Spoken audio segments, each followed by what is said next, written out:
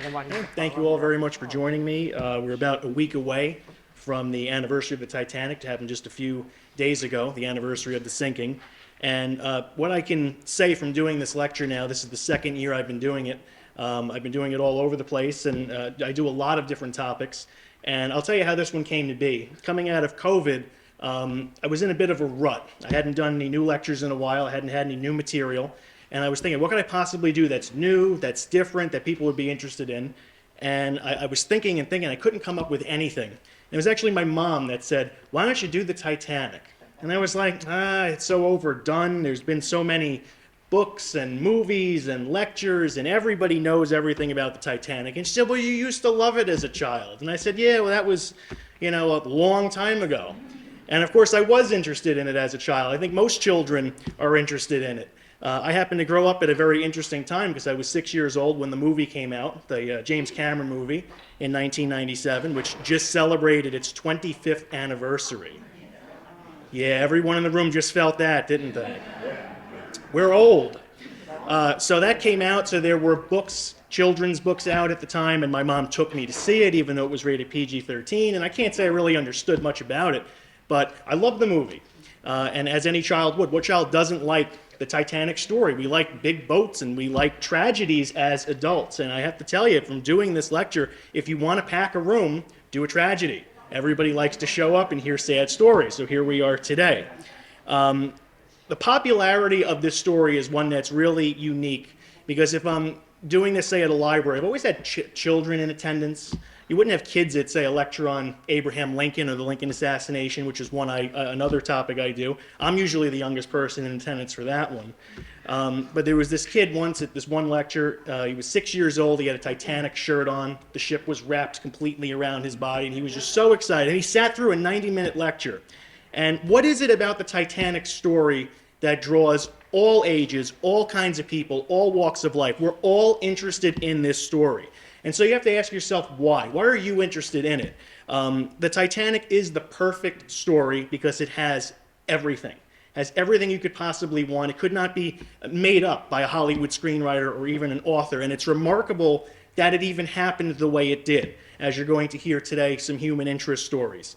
I think everybody pretty much has a baseline knowledge of the Titanic already, and that's why it's difficult for me as a historian to actually do a topic that is well known. People would think, well, this is such an easy topic. There's so many resources out there. And it's like, well, yeah, but everybody's read all of them. Everybody knows, pretty much the gist of the Titanic story already. So for me as a historian, I'm hoping to hit you with some human interest stories, maybe some of the lesser known stories. I'm going to do a section on the food served on the Titanic because I love to eat. And it's a part of the story that isn't really covered that much. I think everybody here has seen, definitely, the Titanic 1997. It's been made, I think, into 20-something movies and miniseries. So everybody has that baseline knowledge already and finds something in that story to be attracted to, whether it's the technology. There's a lot of people interested in just the way the ship works, and they can nerd out on all the mechanics of the Titanic and the brand new technology that was on board with the watertight doors. People love the luxury. This is a floating Downton Abbey, to give you an example. And I think every single person would have loved to have sailed on the Titanic in first class, with no iceberg, of course. We wouldn't want that. But it's very much upstairs, downstairs, first class coming in with their maids and their valets and their butlers. And then you have second class. Then you have third class, which are immigrants, maybe scraping together every dollar they have in order to afford a ticket to try to come to the United States for a better life. And of course, if the Titanic has one thing, it is drama. It's human drama, and it is tragedy, as you are going to see tonight. In getting back to ages and how the Titanic story kind of just infiltrates every age group, this is a Lego Titanic model that you can buy. This is not mine. I don't have the patience for that. It's at the Lego store. You can see it. It's something like 15,000 pieces. Goes for about $900 last I saw, but online. But how many other historical events have been memorialized by Lego? We don't have a Lego Hindenburg. I'd like to see a Lego Hindenburg as a history nerd. But so if you have some money come Christmas time, takes up a whole kitchen table. Just thought I'd throw that out there. So anyway, tonight I'm going to be referencing Walter Lord's book, A Night to Remember, frequently tonight. I don't know if anybody here has read it.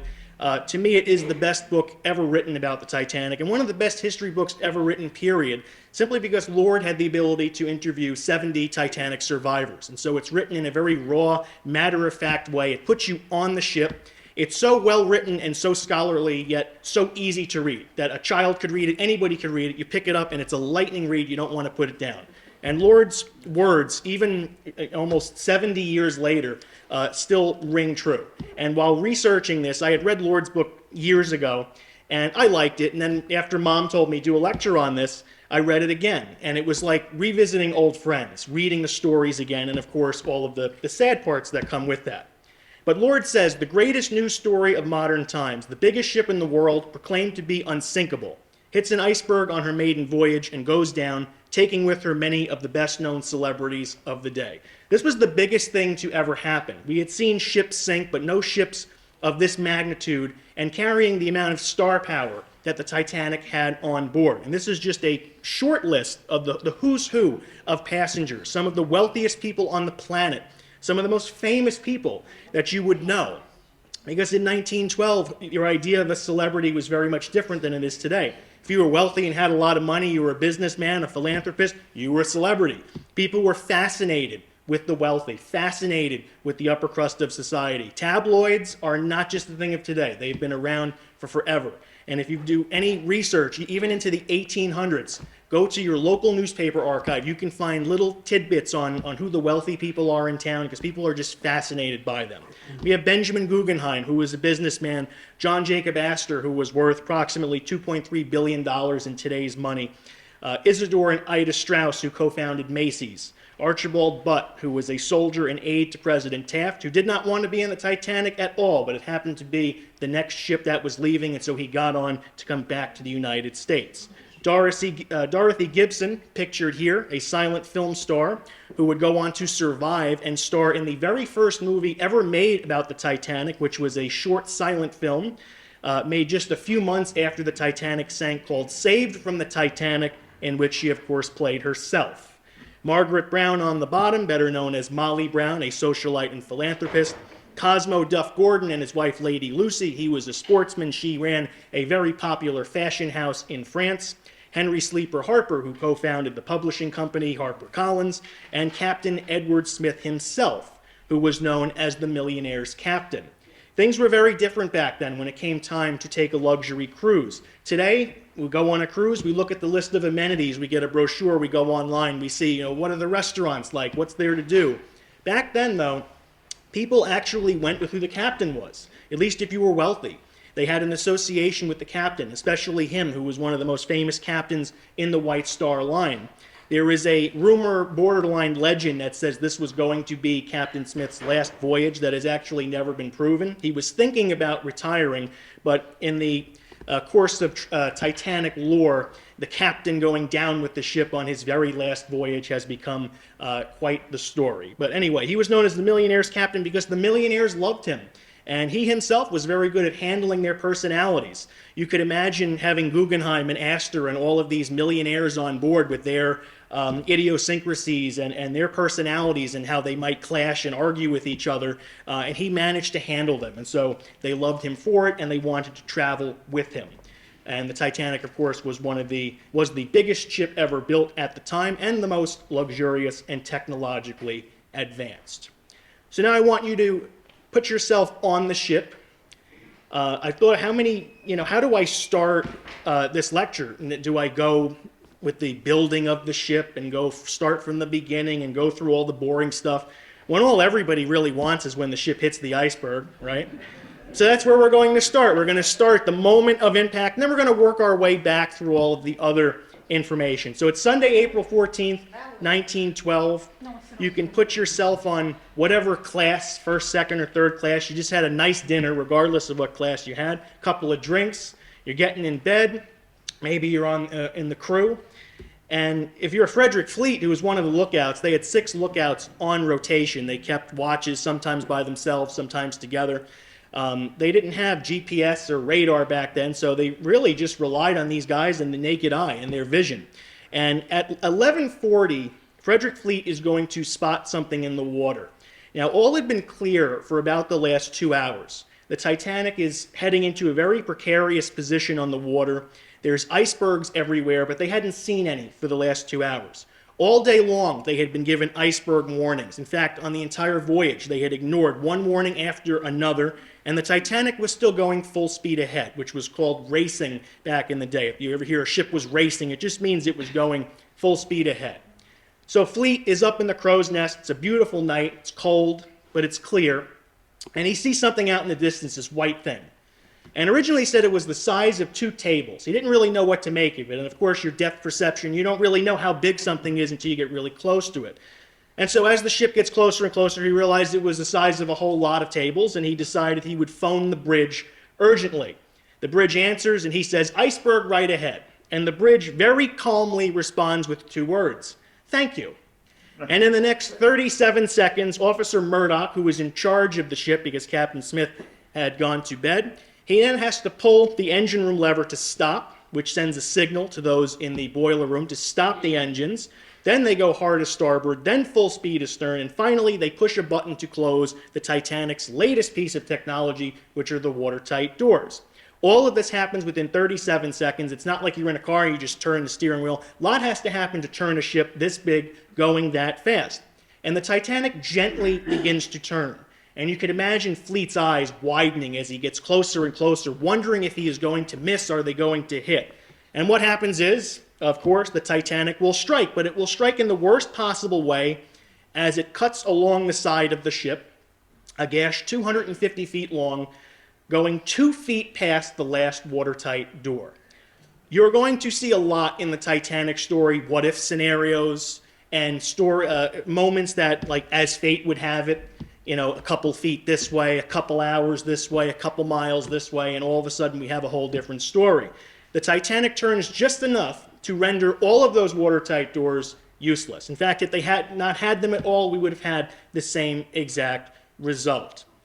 The Titanic, had it struck the iceberg dead on, you could argue that it would have stayed wedged into the iceberg and it would have stayed afloat long enough for the people to be saved. And we would not have a Titanic lecture or any movies. It would just be a footnote as that really funny ship that rammed into the iceberg. Now, as we know from our scientific study today, it doesn't matter what you see up top, it's what's below when it comes to an iceberg. And you might only have maybe 10 feet up here and then it goes 50 feet below. Following the collision, a couple of photographers aboard other ships snapped these 2 pictures of 2 separate icebergs, one of which is believed by historians to be the Titanic iceberg. Of course, we don't really know today. The general consensus that I could find is that it's this one, which certainly looks like it would get the job done. However, a German ship a day after the Titanic sunk, who was not even aware that the Titanic had hit anything and sunk, took this picture because they noticed a streak of paint on the ice. And they thought it was interesting that something had hit it. And so even though historians tend to think it's this one, I don't know, something definitely hit this. But either way, one of these perhaps is the Titanic iceberg. Like I said earlier, if the Titanic strikes head on, we have ourselves a whole different story. The ship might have stayed afloat permanently. They could have patched it up. It might have sunk eventually, but stayed afloat long enough for people to be rescued.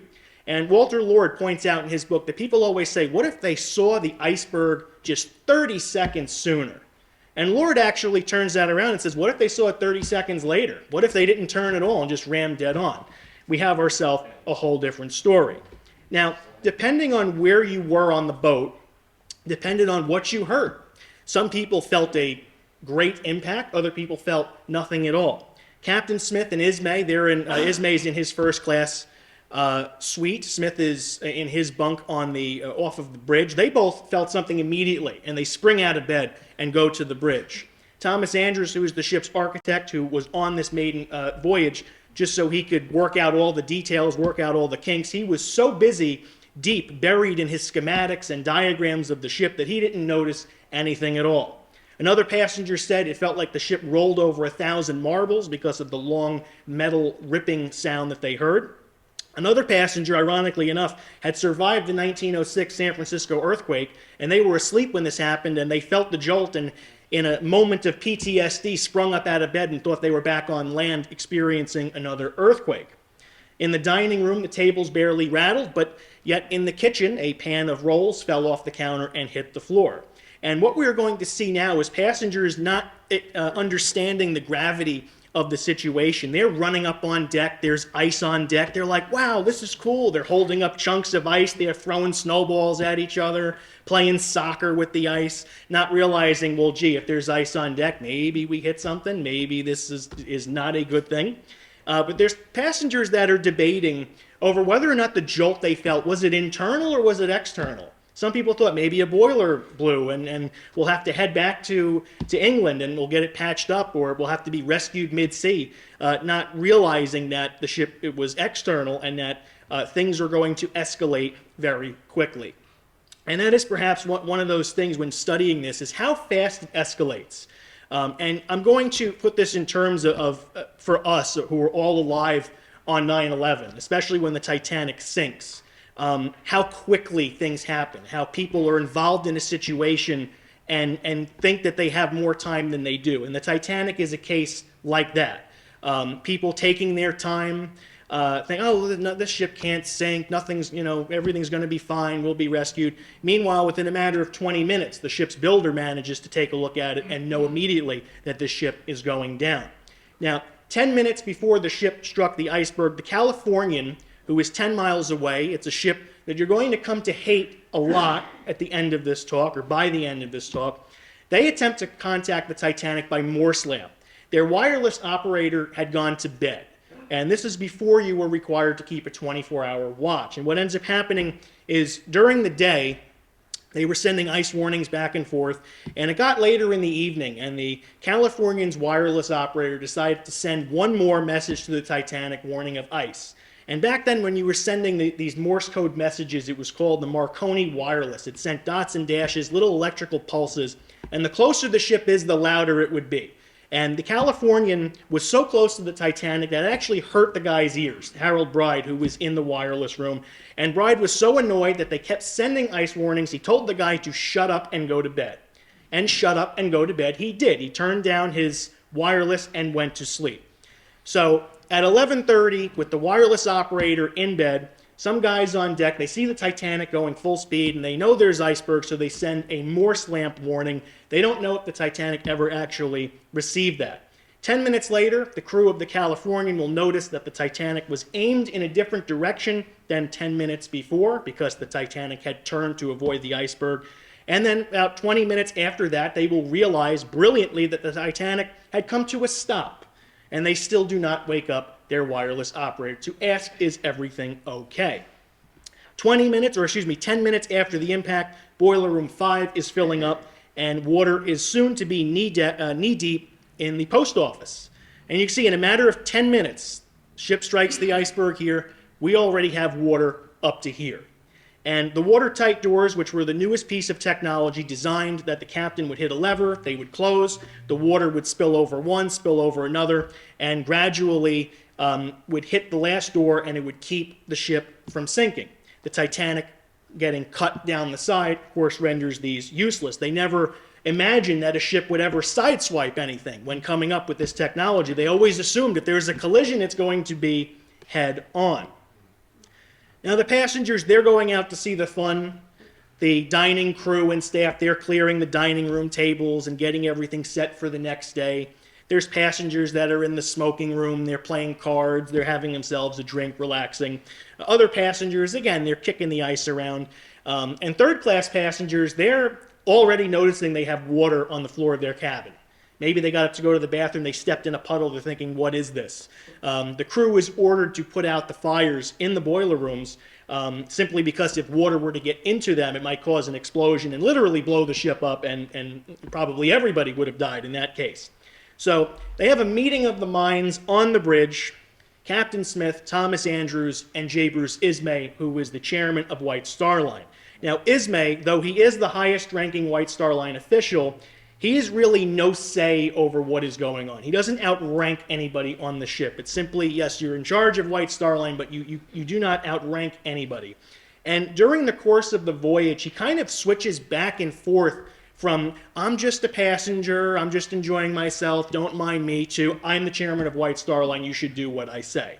And so he is not invited to the bridge to discuss the situation. He kind of forces his way in. And While they're having this discussion over what to do, Ismay will ask Andrews, "Do you think the ship is seriously damaged?" And Andrews will say, "I'm afraid she is." Smith will then cut in and say, "But she can't sink." Now, movies have added she can't sink, she's unsinkable. However, Captain Smith never said that. In fact, White Star Line never advertised the ship to be unsinkable because that just would have been plain bad luck.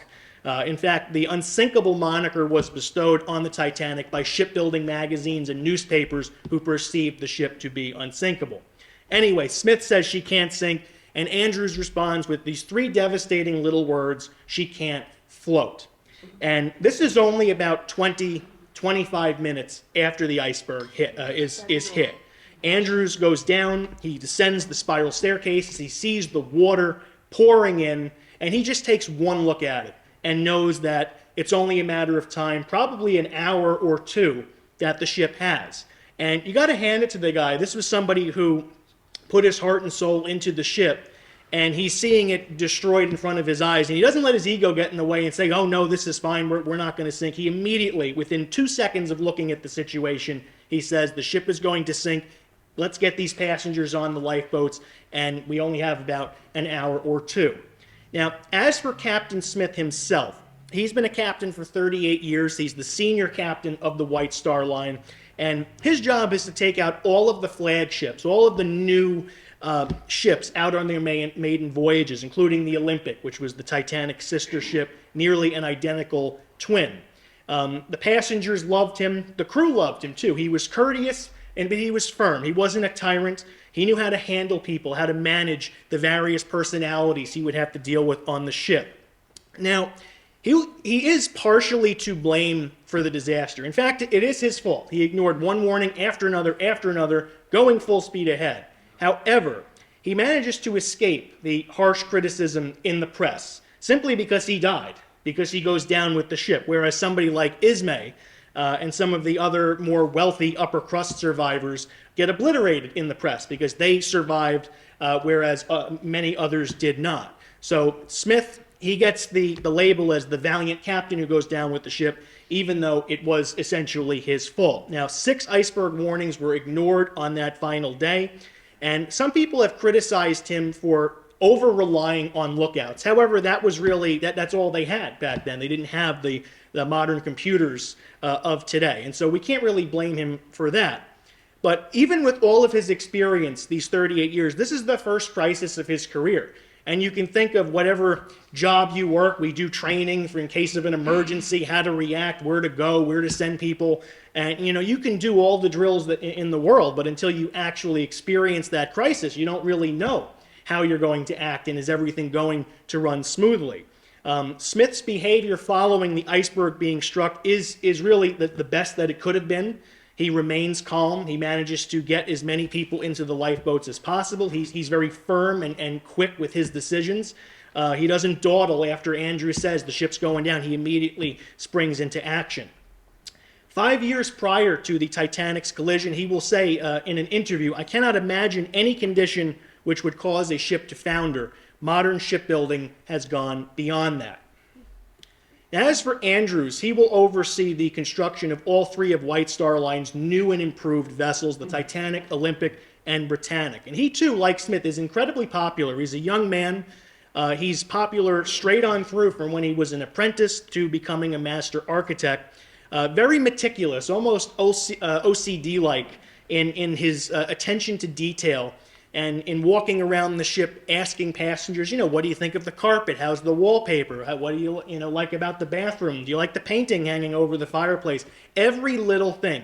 He wants the constructive criticism because he wants to make the Titanic as perfect as possible. And in order to do this, he has to get information from passengers. And he will come to the conclusion that there were too many screws on the stateroom hat hooks, and that after several voyages, they would eventually change the design to put less screws. He is well respected amongst the crew. People came to him with their problems. If there was 2 crew members arguing with each other, he was always seen as a good mediator. They would go to him and he would help them solve their problem. Several hours before the Titanic hits the iceberg, Andrews will tell a friend that the Titanic was nearly as perfect as human brains could make her. And so it was, as is any ship is technically unsinkable until it sinks. And Andrews really did make the ship as perfect as possible. He actually had initially suggested to White Star Line that they have double the amount of lifeboats, 48 lifeboats. He wanted a double hull and higher watertight doors. And why do you think they overruled him? Money and cost. The more things change, the more they stay the same. So he was overruled on all of these. Would a double hull have helped? I don't know. It certainly couldn't have hurt.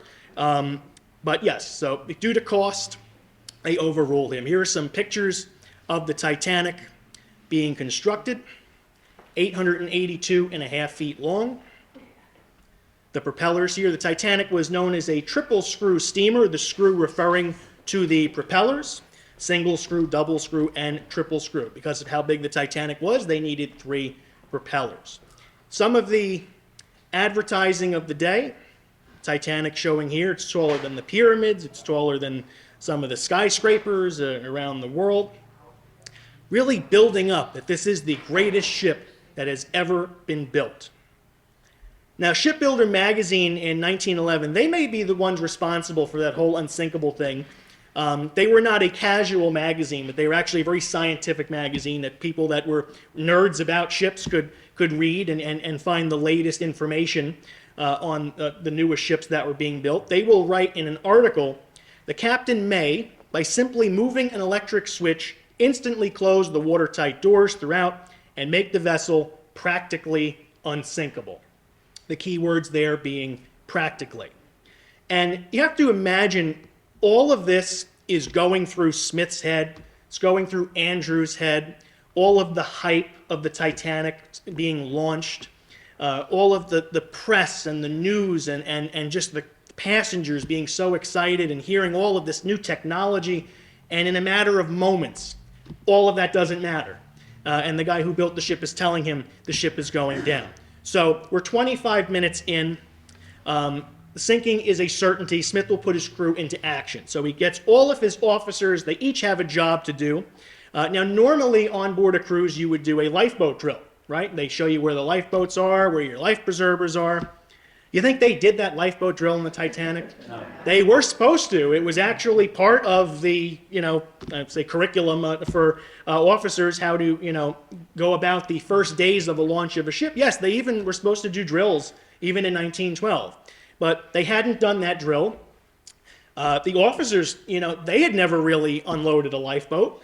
None of these guys had been on a sinking ship. World War I hadn't happened yet, where so many World War I vets ended up, joining ship's crews, years later, who they might have been in the battle or a sinking ship. They could put their experience to good use. None of these guys had ever been through anything like that. And so they're doing this for the first time. Passengers are oblivious. A lifeboat, what's that? Why do I have to wear this, this big puffy thing? What's going on here? So Officer Wild, he's the chief officer in Smith's crew. He has to get the boats uncovered. Officer Murdoch begins mustering the passengers, which is very simple. You go cabin to cabin, you knock on the door, you say, okay, get your life belts on, get dressed, get up to the top deck.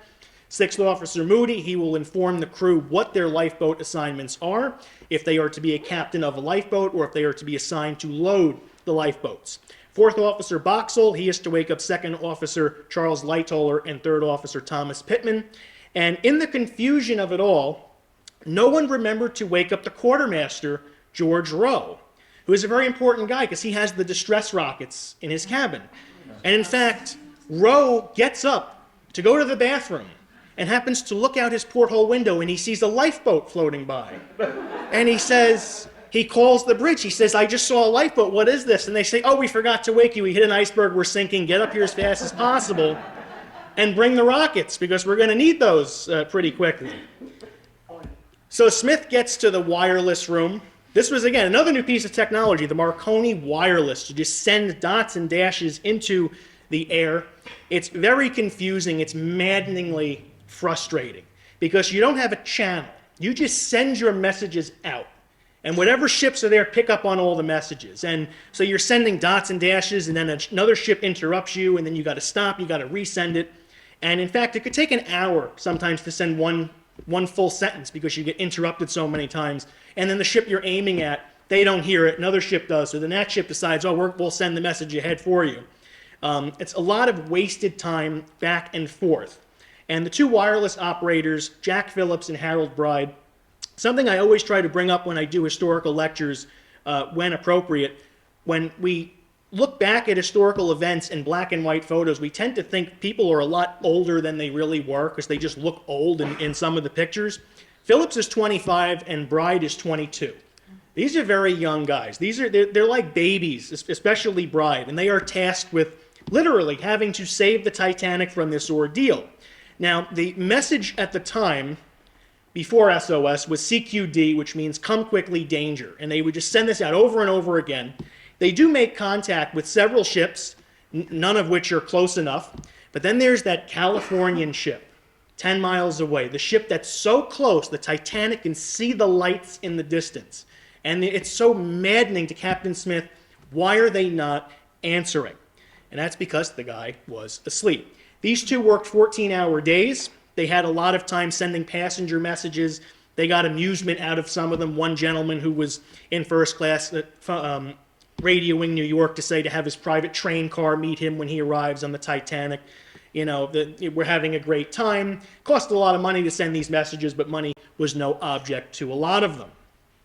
Now, keeping calm is going to be the order of the day. And this is where Smith really uses his experience, uses what everybody loves about him. No sirens, no bells. If anybody's ever seen the 1953 Titanic with Barbara Stanwyck and Clifton Webb, is anybody? Great movie, not accurate, but very entertaining. There's sirens going off, there's red lights flashing, people are running around screaming. No, that was the exact opposite.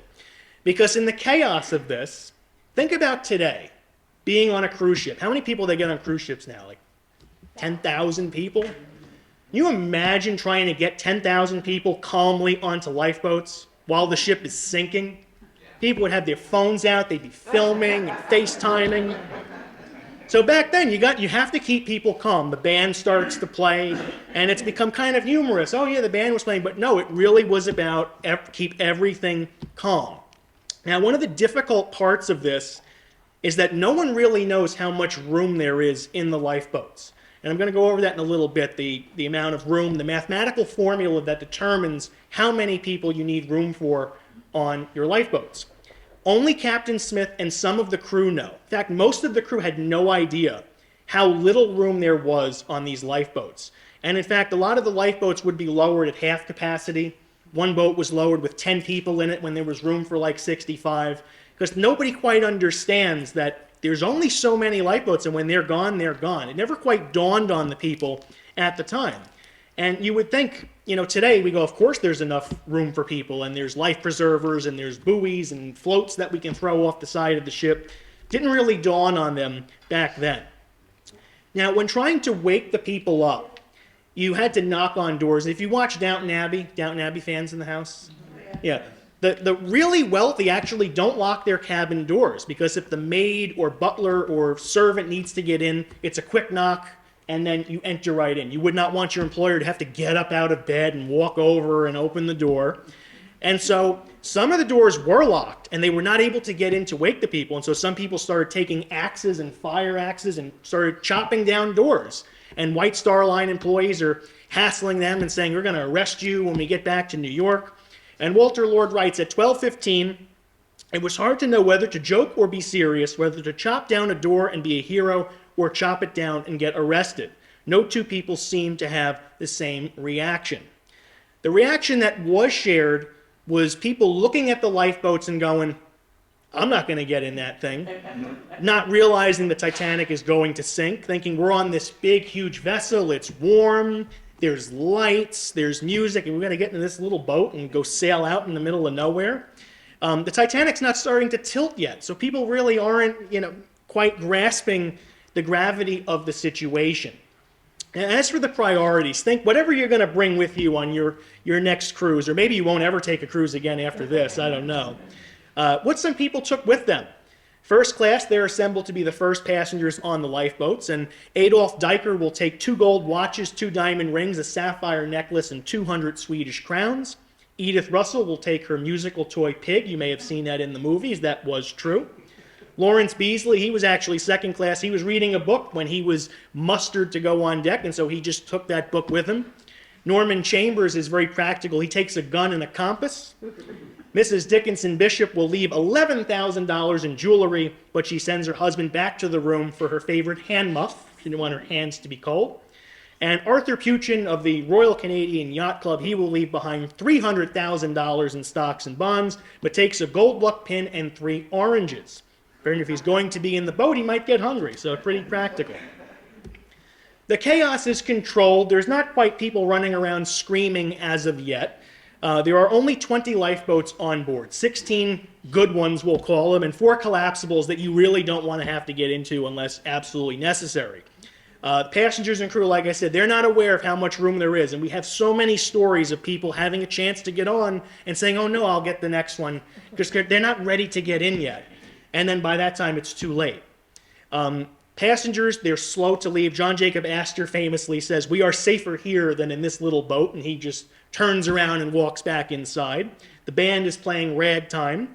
Thomas Andrews, though, he's a calming influence. He has the life jacket on himself, so people see him wearing it. He's modeling the good behavior. He's going around helping people fasten their life jackets, telling people get on a lifeboat, trying to calm them and say it's just a matter of precaution, just get on a lifeboat until everything is sorted out. Ismay, meanwhile, he's just getting in the way. He's up on deck. He's screaming at the guys trying to lower the lifeboats. You got to be faster, faster, faster. And he's just getting so annoying. In fact, it was Officer Lowe that turns around and screams at Ismay, essentially tells him to shut up. And everybody nearby kind of gasped and fell silent. And a couple of crew were joking around saying that the worst thing that's going to happen tonight was this guy chewing out the chairman of White Star Line. He's going to get fired when we get back to New York. As for the lifeboat requirements, this is an outdated formula, of course. 16 lifeboats are needed with a capacity of 5,500 cubic feet for vessels over 10,000 tons.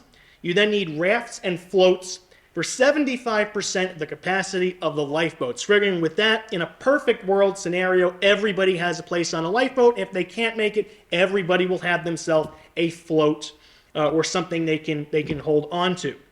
The Titanic is over 46,000 tons, needing a lifeboat capacity of 9,625 cubic feet, meaning it needed room for only 962 people. White Star Line actually goes the extra mile and gives them room for nearly 1,200. However, this is only 52% of the 2,207 passengers. That's what they have room for. And in fact, if the ship was traveling at total capacity, there would have only been room for 30% of passengers. And that's one of the greatest, worst parts of the tragedy for me, is not how many people died, but it's how many people never had a chance to begin with. If you could imagine the Titanic traveling at full capacity and only 30% of people are able to fit, would have been a much greater catastrophe. Now, lifeboats are being lowered at not near capacity. There's arguments over women and children first, women and children only. We'll get back to that in a moment. Ships are picking up the Titanic's distress signal, but they are too far away to come. The Carpathia, they're 58 miles away, just far enough to make themselves not able to get there in time. They are coming as fast as they can. Now, their captain, Arthur Henry Rostron, he's the real unsung hero in this. In fact, he turns the Carpathia directly towards the Titanic. They go full speed ahead. While the Carpathia is on the way, he's having every available bed pulled into the cafeterias and public areas so that they can be made into dormitories. He has soup and tea and coffee brewing. He has the doctors getting beds ready, getting medicine ready. And he keeps saying that we need to have room for 2,000. We need beds for 2,000. We need coffee for 2,000. Not quite realizing he's not going to be receiving 2,000 people. It's going to be far less. But he's storming on the way towards the Titanic, and the Californian still 10 miles away. And now they've noticed the ship is tilting. And you know what they said to that? They said, that looks weird. The ship, that's maybe just the angle, the horizon. That's all right. Still don't wake up the wireless operator. So the Titanic now switches from CQD to SOS. which is the new distress call, SOS. This was made possible by the various international committees. And I can say more, but I got a trivia question first. With a $10 Dunkin' Donuts gift card up for grabs. And I will say this, I've done this lecture 8 times now, only one person has got it right, so think very carefully. What does SOS mean? And it's not the military food. Nobody get cute. Save our ship, that's the most guessed answer? No. That's the second guessed answer? No. Anybody else? Am I going to be having coffee tomorrow? Yeah. That was the shortest Morse code you could say. You got it. Wow, all right. I speak with people. I have done 6 lectures in a row. Yes, it is the most easily recognizable way of getting help. 3 dots, 3 dashes, 3 dots. And when you think back to what I said about these signals just being sent into cyberspace, for lack of a better term, they figured that CQD might get confused and mixed in with all the other letters and blips coming through, that if a boat was just sending 3 dots, 3 dashes, 3 dots over and over and over again, that eventually it would stand out. So my streak is broken, and you guys all have some trivia for your next dinner party. You can ask your guests. What did it stand for? Nothing. Yeah, it actually stands for nothing. Over the years, it's taken on Save Our Ship, Save Our Souls. But in fact, in the beginning, it meant absolutely nothing. It was just 3 dots, 3 dashes, 3 dots.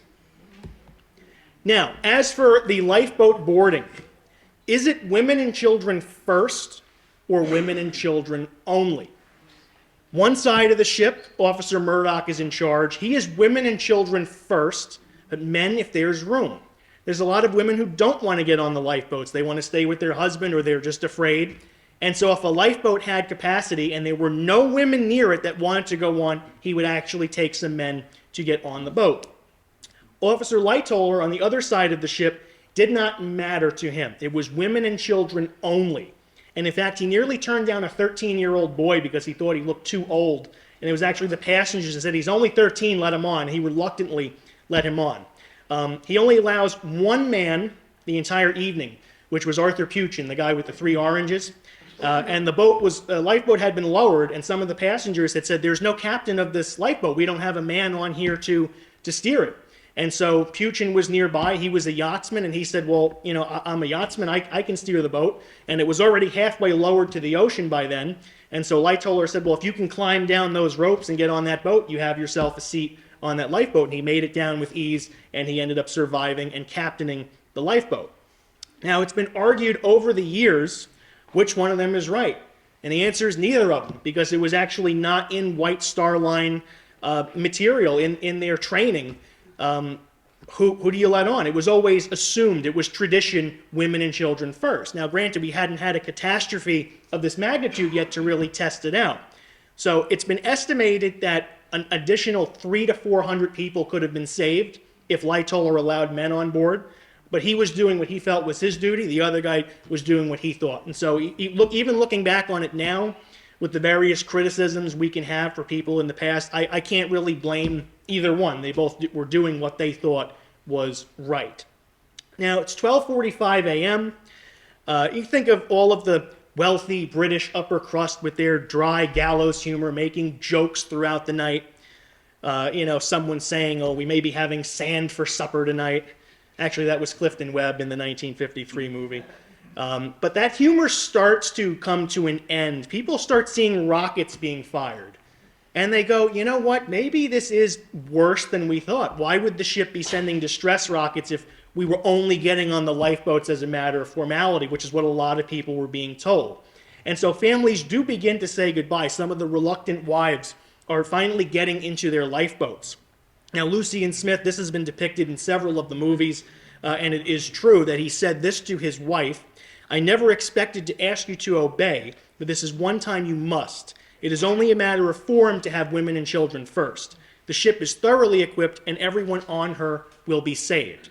And he says this to her only 10 minutes after talking to Andrews himself and asking him, is this ship going to sink? And Andrews at first kind of deflects the question, says, just get your lifebelt on. And then Smith kind of grabs Andrews and says, I'm not going to panic. I need you to tell me the truth. And Andrews looks him dead in the eye and says, the ship is going to sink in an hour. And so he goes up to his wife, basically lies just to get her onto the lifeboat with her children. Some first-class ladies are begging Captain Smith to allow their husbands on board, but he will refuse. In fact, he has one of those big megaphone type things, and some lady goes up to him and says, "Can my husband get on?" And he turns with the megaphone right in her face and says, "Women and children first." He screams it at the top of his lungs in her face. Most famously, Mr. and Mrs. Strauss, who refused to be separated. She is about to get onto one of the lifeboats, and she will not get on without the husband. And some of the men nearby said, "Oh, you know, Mr. Strauss is a fine gentleman, and he's elderly. No one would object." And he in turn says, "No, I'm not going to get on before the other men." And then she in turn says, "Well, I'm not going to get on without my husband." And so they both go back to the deck. They grab some chairs, and they sit down holding hands, and they both will perish in this tragedy. There's still a lack of urgency, though, even with all that is going on. And we're going to see now the theory of class distinction, the debate. White Star Line will, of course, deny that there was class distinction in trying to save the first-class passengers before everyone else. There was no official policy, just like the lifeboats, just like women and children first or women and children only.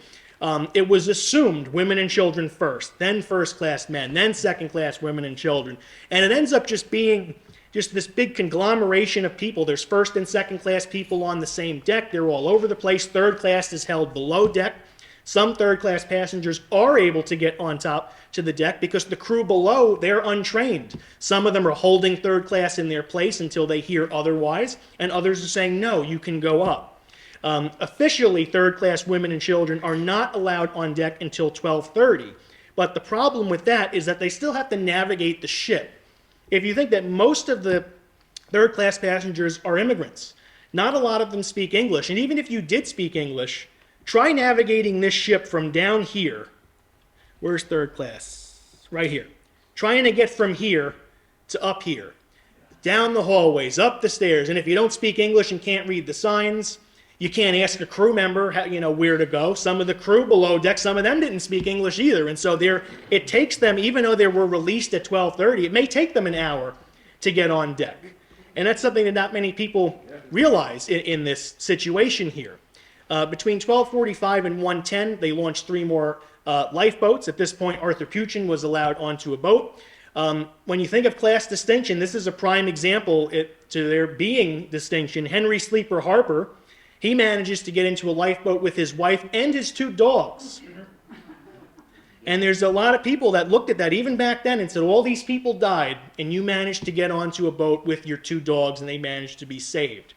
Now, in the newest Titanic movie, or the 1997 one, to me it's the newest, third class looks like they're treated very horribly. It really was not that bad in real life. It was mainly added for the drama. Yes, there was class distinction, but worse than third class on the Titanic was to be an employee, not third class. And I'm not talking about a member of the crew who might have had a lifeboat assignment who's on deck. Think about the people in the kitchen, people in the laundry, who it never factored into anybody's minds, well, what about them? Because it's still third class gets on the lifeboats, and then we have the employees. The kitchen staff is mostly French and Italian. They're, deep below deck in the kitchens. They, too, have to try to navigate the ship to get on top. And they're realizing they have no standing at all. They have a lower standing than third class because there's nothing in the policy to deal with them. And in fact, it very much becomes an every man for himself kind of situation with the lower level crew. Some third class passengers will end up in the first class dining area, and they stop to marvel at what they are seeing, as they've never seen such luxury. It's now 1:10. The Californian sees the rockets. Remember we said, oh, it looked weird, the Titanic is sinking, or it's listing, they called it. But now they see the rockets, those distress rockets. And you know what they say to that? What an odd time to be doing a fireworks show. And they don't know, they can't tell, are the rockets red, or are they white? Is it a distress signal? Is it a company signal? Are they just having a party because it's the Titanic? Still don't wake up the wireless operator. And the lifeboats that are in the water, they see that ship in the distance. And the crew on board sees that ship only 10 miles away. In fact, they could have probably made it if they sprung into action at this point to save not everybody, but a lot more people than were saved. At 1:40, the ship is not only sinking up and down, but it's also tilting to one side, and Wilde orders everyone to run to the starboard side to try to get the ship to straighten out. Imagine how fun that must have been.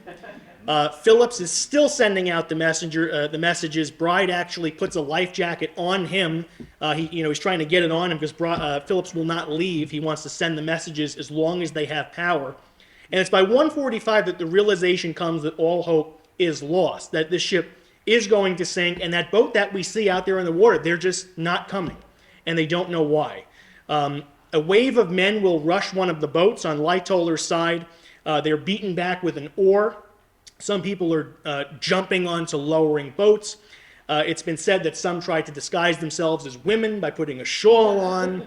It's never been proven that anybody made it onto a boat disguised as a woman, but several men did try. Murdoch will fire 3 shots into the air to kind of get everybody to calm down. I think in the movie he actually starts shooting at the passengers. That did not happen. Water's up to sea deck. Benjamin Guggenheim very eloquently puts on his finest dinner jacket along with his valet, or valet, as they would say in England. And he says, if anything should happen to me, tell my wife I've done my best in doing my duty. We are dressed in our best and are prepared to go down like gentlemen.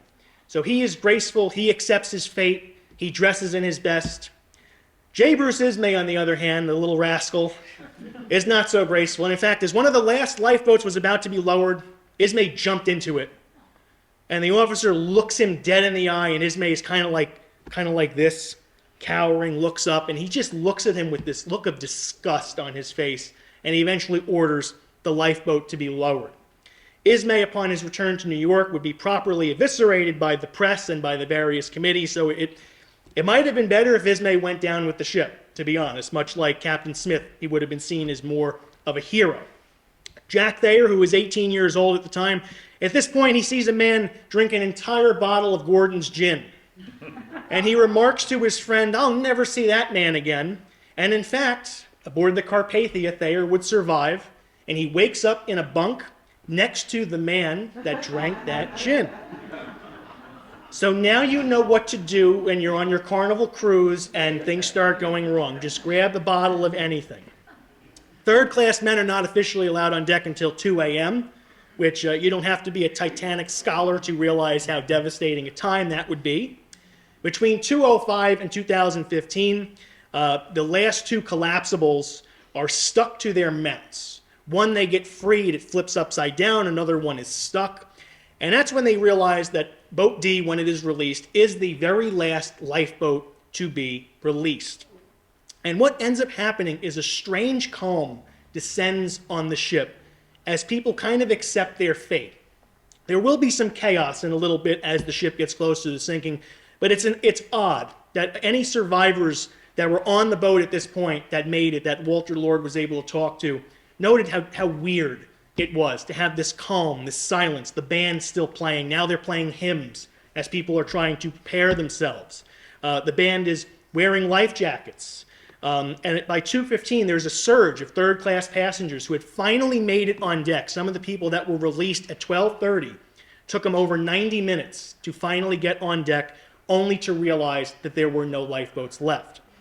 Dining room tables are falling over. Some of the fine china is shattering on the floor. And it's hard to believe that just 4 hours earlier, there was this exquisite dinner being served.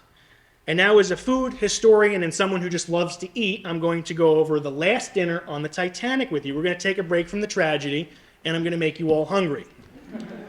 There's a book, if you can get a hold of it. It's become a rare book in recent years somehow. It's called The Last Dinner on the Titanic, and it's got the menus for the last dinner, April 14th, first, second, and third class, and recipes on how to recreate them. Obviously, they're not the exact recipes because the recipe books were lost, but it's an estimate by the author on how to prepare these dishes. And it lists if you're throwing a Titanic-themed dinner party, which a lot of people do every year on April 14th. They get their friends together, they get dressed up. They don't die, though. And they have dinner. They go through the courses.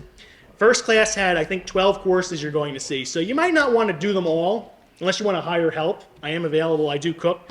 And people do this. So if you're into dinner parties, try to get a hold of this book. And in fact, you can look up online. There's a lot of blogs that have replicated this. Just type in Titanic dinner recipes. You'll find yourself a lot to peruse through. During that last dinner, one passenger remarked to his friend that it seemed too good to last.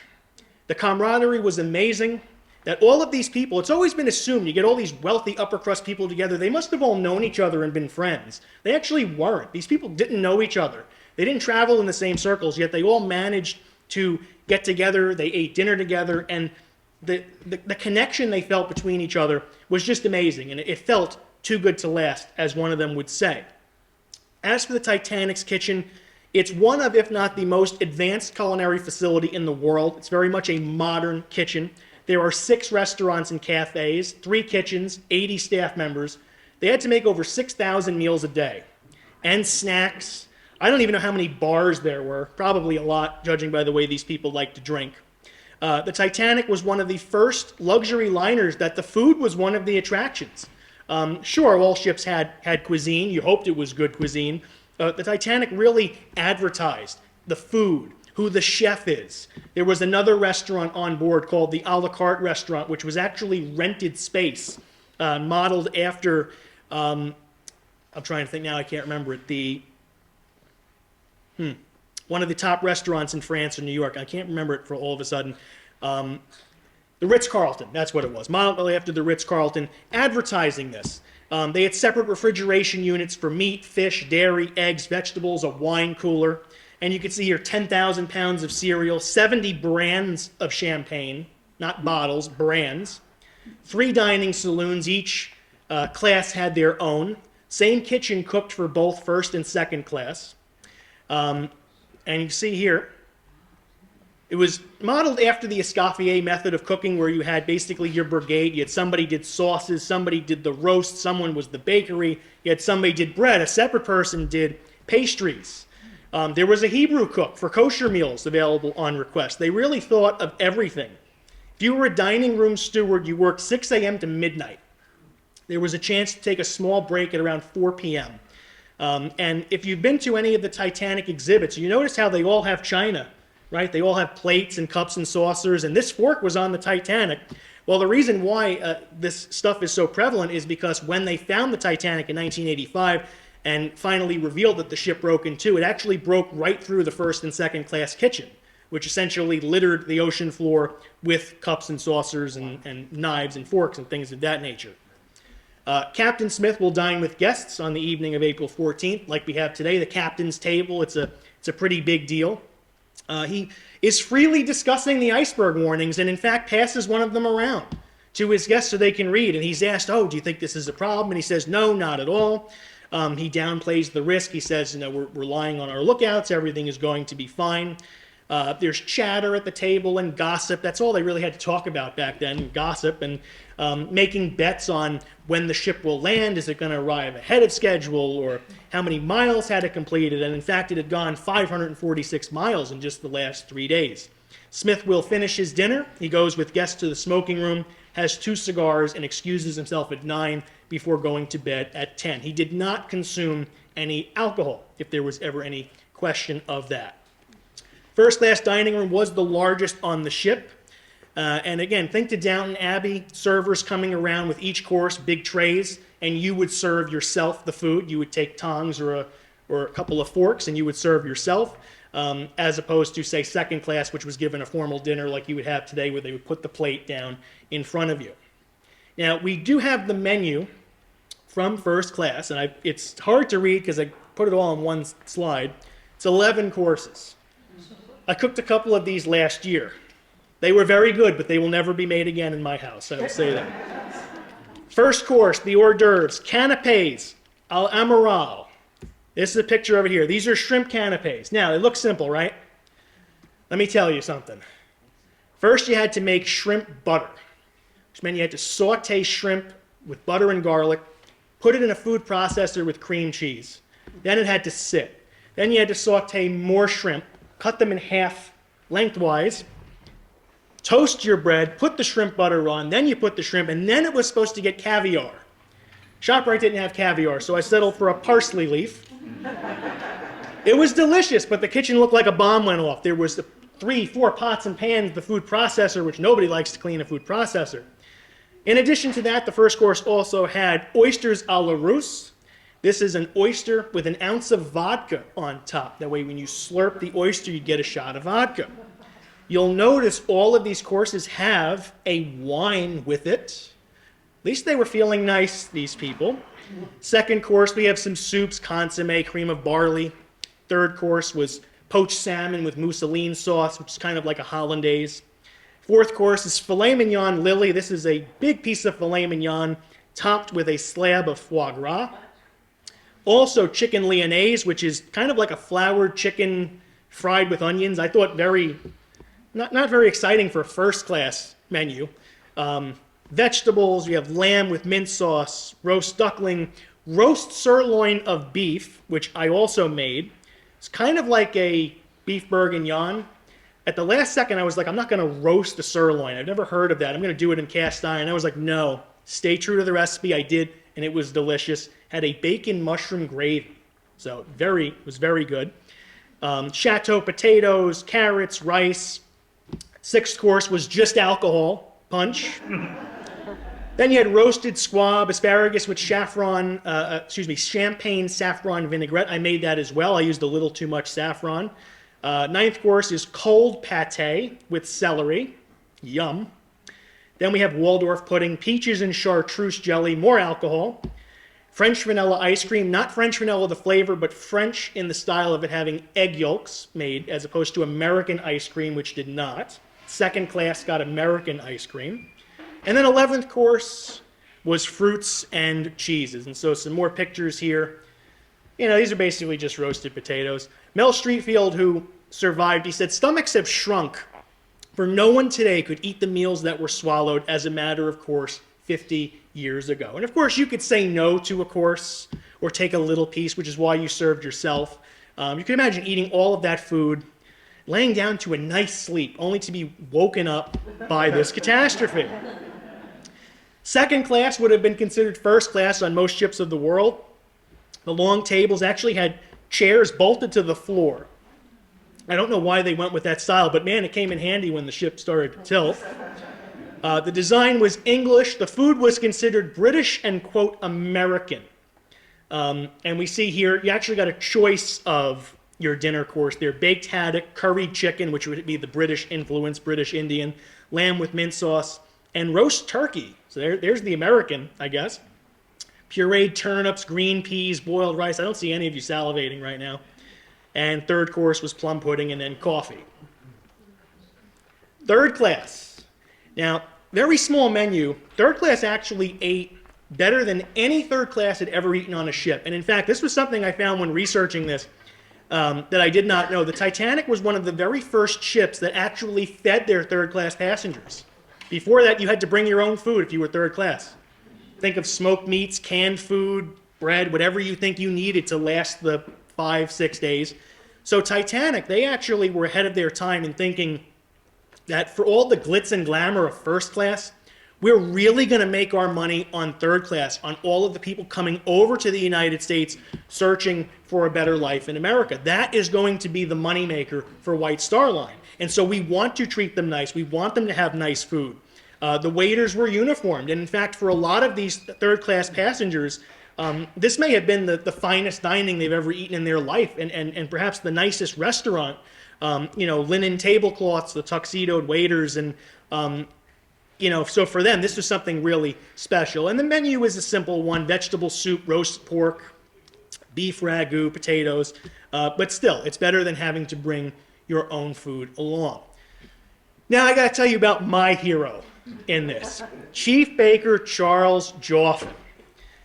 He is the head baker, and he is downstairs in his room drinking scotch when he is told to come on deck. And he says, oh. So he goes up, and he is informed of the gravity of the situation, and he springs into action. He gets his baking crew to load the lifeboats with bread and biscuits and food, thinking if we're going to get into the lifeboats, people might get hungry. So that's very good. So he goes back downstairs, figuring I did my job, I told everybody what they got to do, goes back downstairs, has another drink. Then he decides he's going to go back on deck a second time, see what's going on. he's informed he's actually captain of one of the lifeboats. And he says no, he didn't want to go. He didn't want to set an example that a man should go on the boat. He instead says, I'm not going to get on, let my spot go to a woman. Goes back downstairs again. Finishes the bottle of scotch. Because by this point, he's resigned to the thought that I'm going to just die on this boat, so I'm going to drink. Finishes the bottle. Then he gets thirsty for water. Decides to go back up to the kitchen, drinks water, and says, I'm going to see what else I can do to help out. He sees a woman arguing with her husband. No, I don't want to get on. He grabs her, picks her up, and puts her in the lifeboat. He starts throwing deck chairs overboard, figuring people can use them as floats. He starts ripping things off the boat, throwing them all into the water, thinking people will need this. So he decides he's not going back downstairs. His whiskey is gone. And so as the ship is tilting more and more, he manages to make his way. Now, you've all seen the movies, some of the movies. It's true. The railing up top as the ship is all the way up. People are grabbing onto the railing. He is one of those people, hanging onto the railing for dear life. And what ends up happening is he flips his body over, so he's on the outside of the railing. And as the ship sinks, he rides it like an escalator. And as the ship gets below the water, he simply jumps off and, according to him, landed without even getting his hair wet. He manages to survive in the water for 2 hours, where most people would have been dead within 10 minutes, because his blood was essentially antifreeze. Yes. So I'm going to have a drink in his memory tonight. But really, not to be funny and not to be, morbid, but when you're in the water, temperature below 30 degrees, your blood literally freezes in its veins, and that's how you die. His blood did not because of this. And in fact, when they finally found him and pulled him onto the lifeboat, they said, how long have you been in the water? He burped in the guy's face. And he says, I've been in the water when the ship went down. And they pulled him onto the boat, and he had no ill effects whatsoever. No frostbite, nothing. He was perfectly fine. And then he ended up moving to New Jersey later in his life, and he is buried in Paterson. So I do want to make it out there one day to see his grave. Maybe I'll leave a little shooter of Johnny Walker there. But anyway, he's my hero in all this. I bet you didn't think how prominently alcohol would figure into tonight's talk. And in getting back to that whole Titanic, the speed at which it sunk, there were a lot of people concerned about suction, that the ship is going to sink so fast it's going to pull in anything around where it goes down. And a lot of lifeboats actually sailed away, thinking that they would get pulled down. People started to swim away from the boat as soon as they maybe jumped off, or like Joffin rowed the ship down, because they thought about suction. In fact, the Titanic sank so slowly, there was no suction. And we see a lot of people end up dying because the lifeboats rowed away and could not get back in time, nor did they want to try, thinking that they were going to get pulled down with the ship. Now, for the final moments of the Titanic, Thomas Andrews, he's last seen in the smoking room, which has been depicted in the movie, staring at a painting. Somebody asks him if he's going to try to save himself, and Andrews just kind of looks at him and stares into space. He does not try. Of all of the high-ranking White Star Line people who I would have liked to see survive, I would have liked Andrews to survive, mainly because of all the inquiries and investigations after the Titanic sunk. It would have been nice to have his opinion, to have him there to talk about it. Smith is still hands-on, getting people into the boats while they're still there. He is last seen standing on the bridge as the boat went down. They don't really know where he last was, how he died. Well, I mean, of course he drowns, but like how he came to that. There's one eyewitness that said he was swimming in the water, telling his men to be brave, be British. There's other people that said he just stood behind the wheel in the bridge and just went down with the ship. Officer Murdoch, he actually shoots himself in the head, or is rumored to have. Charles Lightoller will confirm that because he felt so guilty because he was in charge of the ship when Smith was asleep. Now, the band is going to play one final song, and it's been depicted in all of the movies. However, it might not be the one you think. The one that we all see and know is Nearer My God to Thee, which is, of course, a very appropriate song. However, Walter Lord, when interviewing all of these survivors, some of them said Nearer My God to Thee, but a lot of them said it was actually Autumn, which is an Episcopal hymn. It's very beautiful and haunting. You can look it up on YouTube and hear it. And so it's his thinking that Autumn was actually the last song the band played. And after the band could no longer play because they couldn't stand upright, it was the passengers that took it upon themselves to sing and pray, "Nearer, My God, to Thee." Ironically enough, it's Lord's book that says it was Autumn. However, when they made his book into a movie, they chose "Nearer, My God, to Thee," and every other Titanic movie has copied that, including James Cameron, who loved Walter Lord's book and the movie made about it. So the passengers start to pray at the farthest part of the ship. Lightoller is still trying to free one of the collapsibles. He gets pinned to the side of the boat, and in fact, one of the smokestacks will collapse, and that combined with a wave actually frees Lightoller. It knocks him loose, but the smokestack does kill several people that were in the way, including John Jacob Astor, who, when his body was found, he was crushed on one side of his body. The ship is sinking slow enough that people can glide off. They decide that they want to try to free the boat and float it off as the ship is descending. One of the chefs, John Collins, he's helping a third-class woman with her baby, and the wave actually hits him and knocks the baby out of his arms, and they cannot get it back. We will see only 13 people are rescued by lifeboats because of that concern about suction, that the lifeboats rowed away so that they would not get pulled down. Now, the unsung heroes in this are the crew still working in the electrical room, keeping the power on. And they resign themselves to death in this by keeping the power on as long as possible, figuring as long as the lights are on, people will be calm because, well, the lights are on. But at this moment, the lights will shut off. They will come on briefly for a few seconds, and then they turn off again, this time for good. There will be screams let out by people that are just in shock that they're now in the darkness. And the ship appears to groan, which is the creaking of the metal as the ship starts to actually break in two. And it was not known that the ship broke in two until 1985.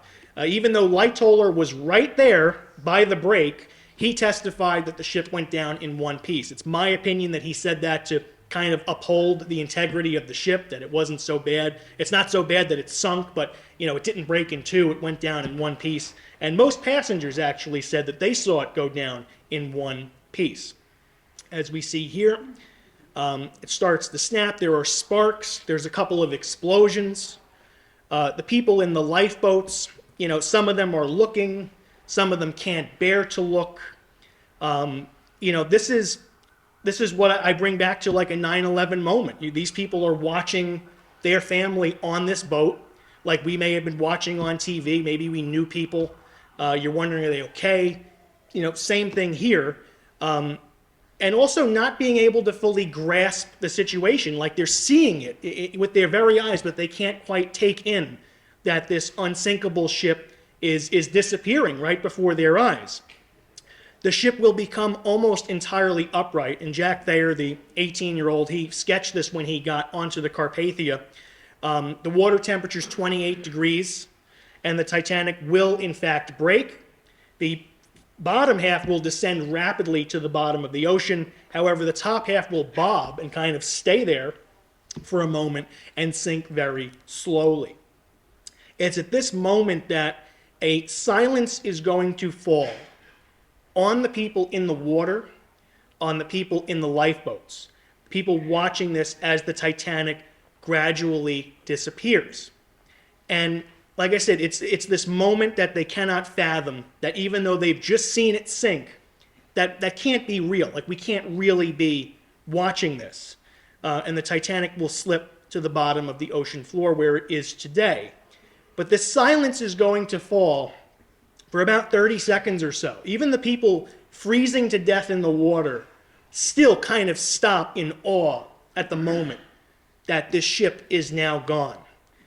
And the silence will eventually be broken, where in Lifeboat 4, Lady Duff Gordon will announce to everybody in her boat how sad she is that her favorite nightgown has gone down with the ship. Priorities. As for the casualties, we see over 1,500 dead. 39% of first class, 58% of second, 76% of third, 76% of the crew. You look at women and children first. For first class, 4 of 143 first class women died. One of them being Mrs. Strauss, so she went by choice. 15 of 93 second class, 81 of 179 third class women. No first or second class children deaths, although there is one source that indicates there was one first class child that died. But 53 of 76 third class children will perish in this tragedy. This was not lost on the people through time. It's not just a modern thing. We look back on it now and go, shame. Even in the 1950s, Walter Lord says, the night was a magnificent confirmation of women and children first, yet somehow the loss rate was higher for third-class children than first-class men. It was a contrast which would never get by the social consciousness or new sense of today's press. Very forward-thinking on his behalf, 1954, to say something like this. Back into the water, Lightoller said the cold was like 1,000 knives. Collapsible A was swamped and rendered useless. Collapsible B was overturned. This is a clip from A Night to Remember up there. And they literally had to just hang on.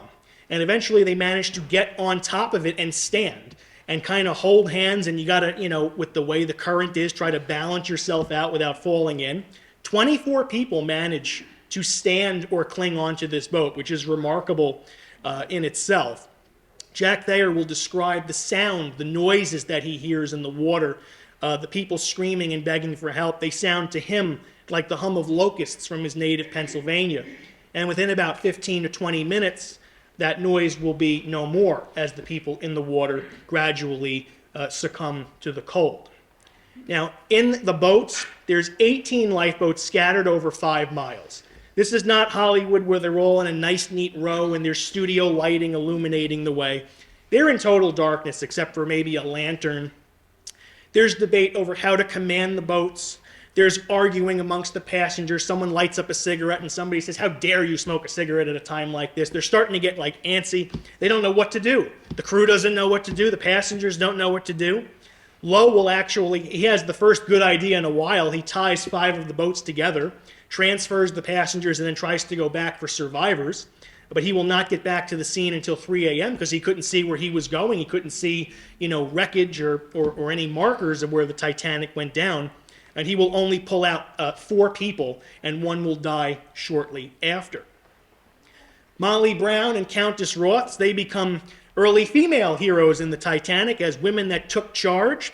Brown did not like the way her boat was being managed, and so she took over the oars along with fellow women. Countess Roth, she becomes a hero as the newspapers write that she managed to steer her boat to the Carpathia all by herself. In fact, the captain of her lifeboat, Seaman Jones, he actually put it a little differently. He said she had a lot to say, so I put her to steering the boat. Meaning she wouldn't shut up, so I gave her a job to do. I said, here, steer this boat. They will be rescued at last by the Carpathia, who arrives at 3:35 a.m. They will find the survivors about a half hour later, and the first will climb on board at 4:10, the last at 8:30. Rostron, like I said, he did everything he could, getting the ship ready, getting beds and soup and coffee. And as they pull these people on board, there is a stunned silence. And as you can imagine, how everybody grieves differently. Some people are crying and screaming. Some people are just sitting silently.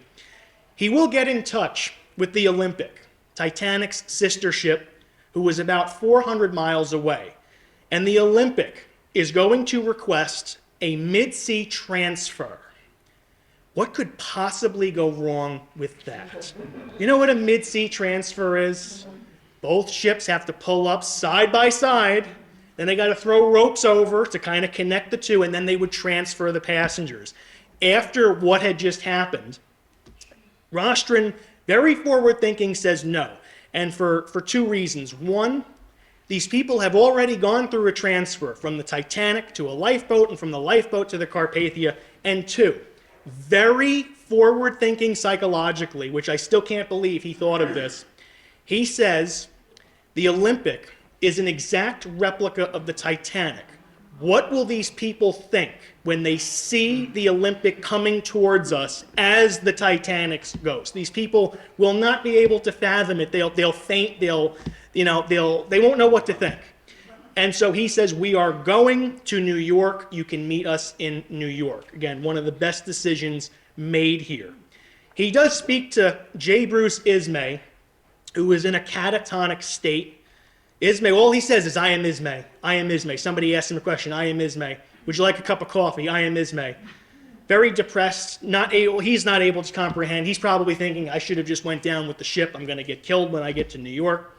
Rostron will talk to him one-on-one, and he says, what can I do for you? And Ismay said all he wants is a private room that he can lock himself into and not speak to anybody until they get to New York. Rostron gives him that room. A doctor does have to come in and inject him with narcotics to calm him down and just get him to sleep. And so Ismay spends the rest of the Carpathia voyage feeling no pain, locked in a bunk.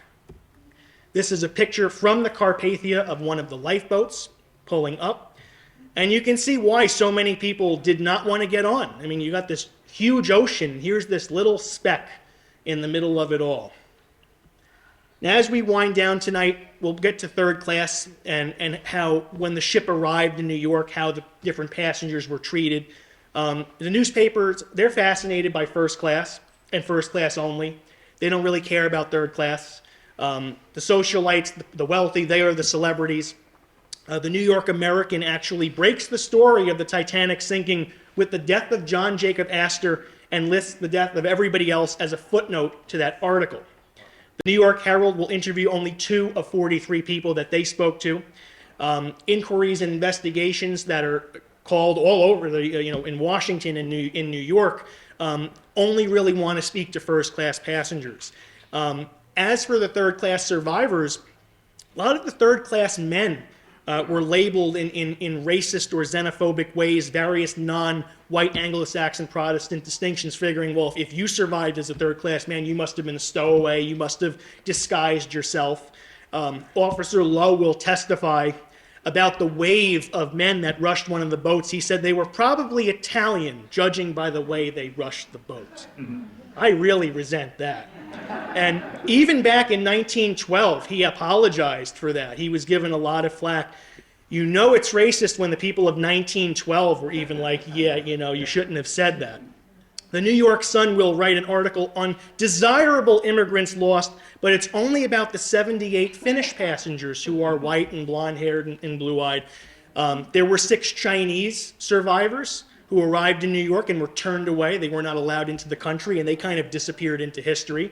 There's a documentary on that called The Six. It's worth looking into. Another New Jersey historian, he actually made it. He tries to trace what happened to them. So it wasn't, everybody was so excited to get back to New York, but depending on who you were, it was not all fun and games upon arrival. Changes on the horizon following the sinking. They established the International Ice Patrol, which still to this day patrols the waters looking for ice, warning ships. What was called the Winter Lane, which is where they looked for icebergs, was expanded to be farther south. No longer could you keep part-time wireless. You needed an operator 24 hours. Had this been in effect back then, it's possible everybody aboard the Titanic would have been saved. Genius thought here, lifeboats needed for all, and no class distinction in loading lifeboats. All women and children first, then the men, regardless of class. I will leave you with this one quote by Jack Thayer, and a reminder that what we know today about PTSD and trauma, we don't really think about it much when it comes to historical events aside from wars. That these people saw their family die in front of them. They saw the ship sink. They went through this whole catastrophe. And then were expected to go about their daily lives like nothing ever happened, like so many Army veterans who, through the various wars in history, have returned and were thought of, what's wrong with you, when they were just dealing with medical conditions that we know today. Jack Thayer is somebody that is an example of this. And he will write, there was peace and the world had an even tenor to its way. Nothing was revealed in the morning, the trend of which was not known the night before. It seems to me that the disaster about to occur was the event that not only made the world rub its eyes and awake, but woke it with a start, keeping it moving at a rapidly accelerating pace ever since, with less and less peace, satisfaction, and happiness. To my mind, the world of today awoke April 15th, 1912. And in a way, Thayer is right. The world was never the same following the Titanic sinking. 2 years later, we had World War I, Spanish flu epidemic, then gradually a Great Depression, and then Nazi Germany, and then World War II, and so on and so forth. The Titanic had nothing to do with that, but it serves as the symbol for the end of an era. And as for Thayer himself, he carried this with him throughout his entire life. He was 18, his dad died on the Titanic, his mom survived, and in 1940 he went to write a book about his experiences. His mom will collapse and die on the anniversary of the Titanic, and Thayer commits suicide just a few weeks after that. Thinking how this stays with you. And I hate to leave you with such a depressing thought, so here's this really beautiful picture of the Titanic, and I hope that you'll just remember that the real people get lost when an event becomes so larger than life. When we see the movies and read the books, we kind of forget that these were real people, and they were. And this story will forever serve as the end of an era, the end of the way things used to be for a lot of people. And I hope you'll just keep in mind the people themselves who were lost in this tragedy. So I thank you all very much for coming tonight, and I hope you enjoyed. Thank you.